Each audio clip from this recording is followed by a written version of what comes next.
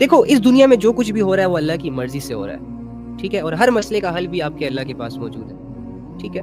یہ ہمارے معاشرے نے کچھ چیزوں کو اتنا سر پہ چڑھا دیا نا کہ ہر بندہ ان کے نام سے بھی اب خوفزدہ ہو رہا ہے. جادو ہو گیا، یہ ہو گیا، فلاں ہو گیا، تعویذ ہو گیا. یہ ٹھیک ہے، میں اس سے انکار نہیں کر رہا، ہوتے ہوں گے، کرتے ہوں گے، جن کے پاس زیادہ ٹائم ہے وہ ان فضول کاموں کی طرف چلتے ہوں گے.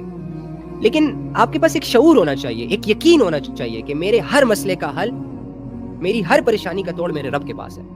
اور دوسری بات، ہماری امت کو اتنے وظائف میں لگا دیا گیا ہے نا کہ بس یہ تسبیح ہے جی، اسے تم 70,000 مرتبہ دانوں پہ گنو گنو گنو گنو، تمہارے سارے مسئلے دور ہو جائیں گے. حالانکہ اس بندے کی نمازیں نہیں سیکھ، حلال حرام کا نہیں پتا، سارا دن گناہوں میں انوالو رہتا ہے، ٹھیک ہے. اس کا ملے گا فائدہ اس سے جو تسبیح گھما رہا ہے. لیکن مین چیز یہ ہے کہ آپ کے دل اللہ سے جڑنے چاہیے، آپ کو اللہ پہ ٹرسٹ آنا چاہیے، آپ کو اللہ کا ایک ایسا کنیکشن فیل ہونا چاہیے کہ جسے آپ فیل کر سکیں. آپ کو اللہ ایسے انجان نہیں لگنا چاہیے، ٹھیک ہے.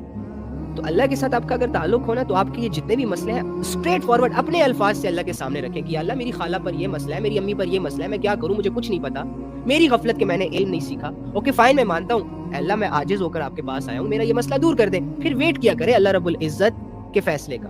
یہ اللہ پہ کوئی لازم نہیں ہے کہ آپ نہ آپ کے لیے لازم ہے کہ بس آپ نے دعا مانگی تو وہ ود ان سیکنڈز پوری ہونی چاہیے، 2 مہینے کے اندر اس کا رزلٹ ملنا چاہیے.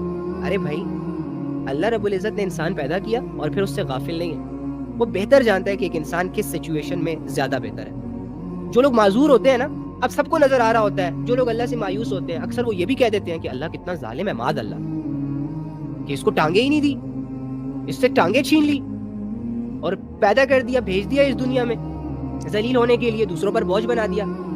اب یہ تو ہے اس کا ایک نیگیٹو رخ، لیکن اس کا پازیٹو رخ بھی تو دیکھا جائے کہ ہو سکتا ہے اللہ رب العزت نے جو اس بندے سے ٹانگیں لی ہیں وہ اس لیے لی ہیں کہ اگر اس کی ٹانگیں ٹھیک ہوتی تو یہ گناہوں کے راستے پر چلتا، یہ لوگوں کے گھر اجاڑنے کی طرف چلتا. تو آج اسے بے بس کر دیا گیا، معذور کر دیا گیا، اس کی زندگی کو بھی بچا لیا گیا، اور اس کی وجہ سے اس کے ہاتھوں سے دوسرے کو جو نقصان پہنچنے والا تھا ان کو بھی محفوظ کر دیا گیا.